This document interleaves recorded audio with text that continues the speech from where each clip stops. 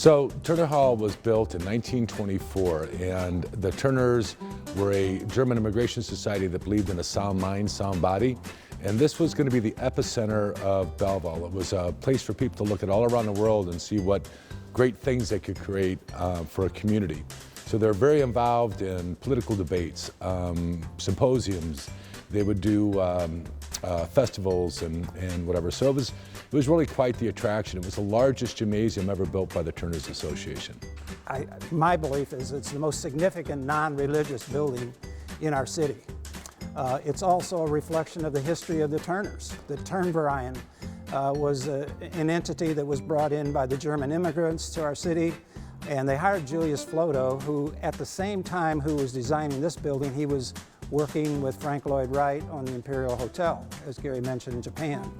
And Wright's philosophy of designing a civic building was you wanted a connection to the past architecturally, but you also wanted a reflection in that building of newer architecture. And as Gary mentioned, so we've got this Gothic style that's mixed with Art Deco, which in the United States was kind of a brand new style of art and architecture at that time. America is just getting to that point where they value buildings and want to renovate, and we're getting owners willing to put money into old buildings to renovate as well. So it's very encouraging. So the YMCA became, again, another epicenter around 1960, where virtually anybody in this community, if you talk to them, their kids might have taken swim lessons or dance lessons, or they could have done basketball. We had, they had just all kinds of events all the time, sleepovers.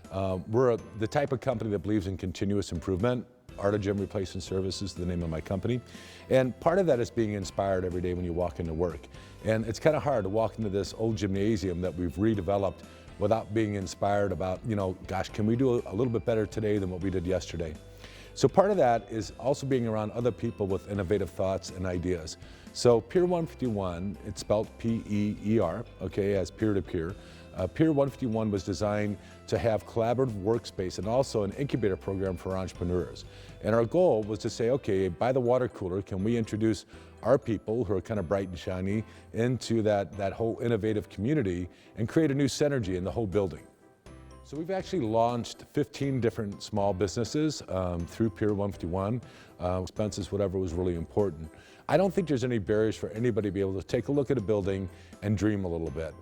This building, to see this kind of like call center and community that's built inside of it, it was 4 walls, So it doesn't take a lot if you start to think outside that box a little bit on what you could do with a really neat old building, keeping some of the historical characteristics and then still making it contemporary.